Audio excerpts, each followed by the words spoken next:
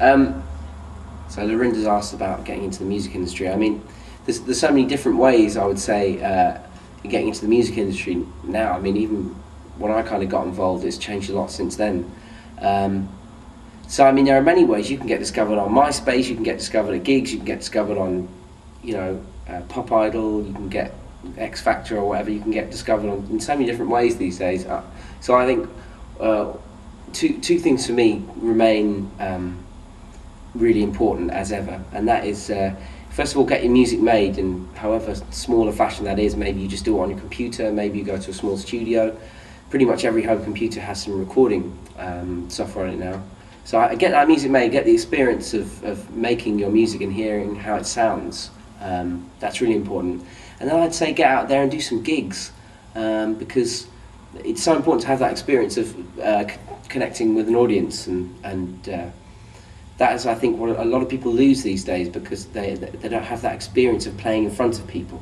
And if you have that, then that only comes with experience. So get the experience of playing in front of people, and get your music made, and then get it out there in whatever way possible, whether it's MySpace or however you want to do it. And hopefully, if the music is good enough, then something will happen.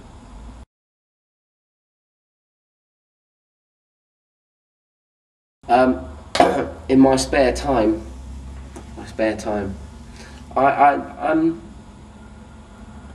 this last year I've had a bit of time off. I've been spending a lot of time kind of hanging out with my family and some friends and stuff, just doing kind of normal things like going to the pub and watching football and kind of going out and doing normal human being stuff. And but I guess my kind of main passions are I love reading. I read a lot of books. I watch a lot of movies. I like cooking, and I play tennis with my brother. I like kind of riding my bike and just hanging out and listening to music and kind of normal stuff, really. Nothing out of the ordinary. No kind of sinister hobbies. I love that, sinister hobby. I wanted to have a band once called the Sinister Hobbies. Anyway, go.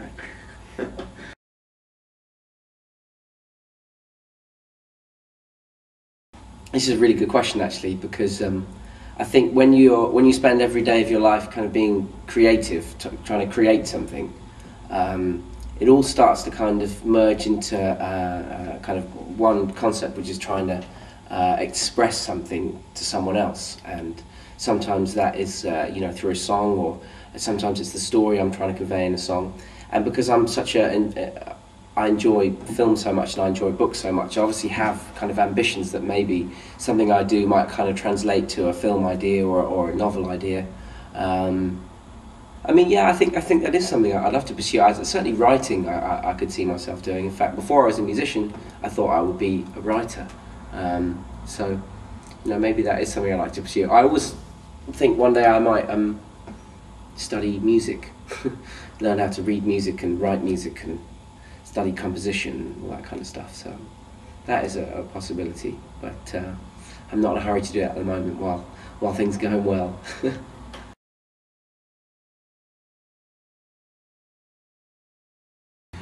I've been to a few best gigs of my life.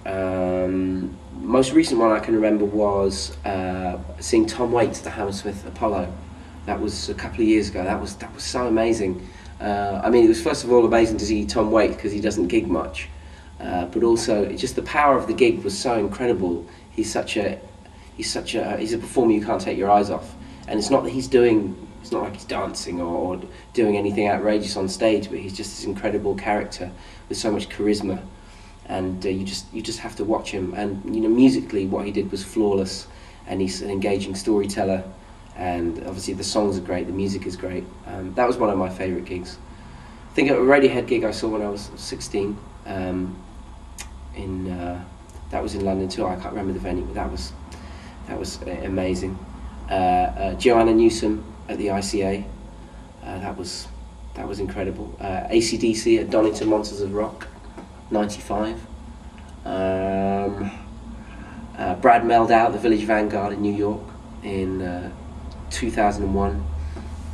And let's give you one more. Harry Connick Jr. at the Shepherd's Bush Empire in 1996.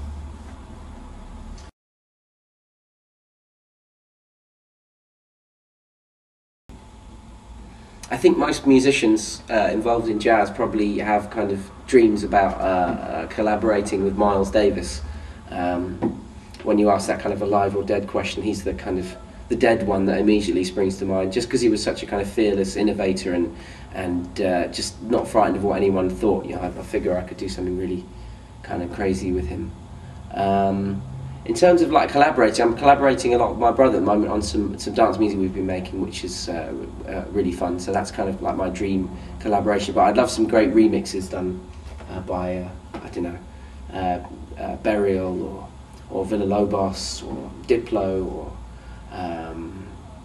people like that. That'd be great.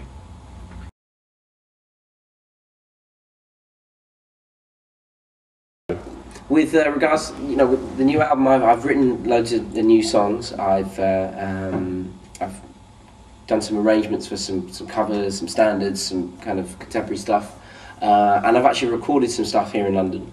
I'm now going off to Los Angeles to record some extra tracks, some new songs I've written. I'm going to write some more out there as well with a couple of people I've really enjoyed working with over the last few years. And so I'm going to go out to LA for a couple of months. I hopefully finish the album off, get it mixed there, yeah, it's all going great. It's all sounding great. It sounds like a real step forward for me. I think the time away from touring and being out there, kind of making music and having the chance to follow up some other project ideas has really been good for me. And the new stuff sounds great, so I'm really pleased.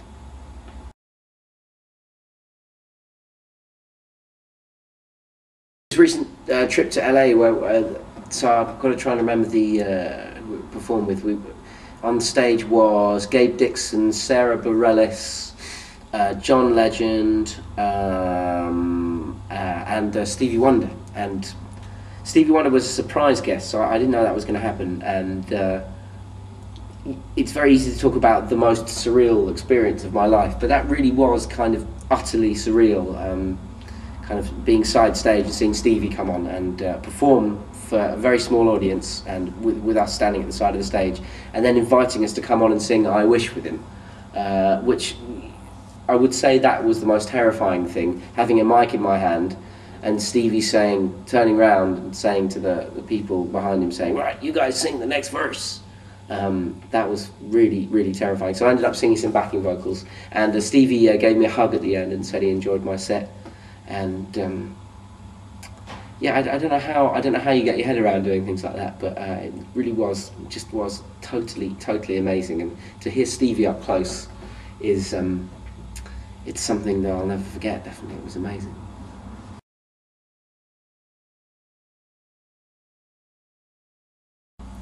I think, you know, having a wide fan base, if I start trying to think too much about trying to please and affect, you know, different people in these different kind of age groups, I'm going to end up making an album that's going to try and please everyone. And you know, I've never done that before. I've never sat down and thought, right, how can I appeal to this audience? You know, I was lucky that, you know, 20-something did in the way it did appeal to so many different people and different age groups. But that was an accident, and it's not something I would try and repeat. There's no formula to it. I'm going to make an album of songs that I think are brilliant. And you know, if that appeals to one group or another group or all the groups, then great. But I can't think about it in that way.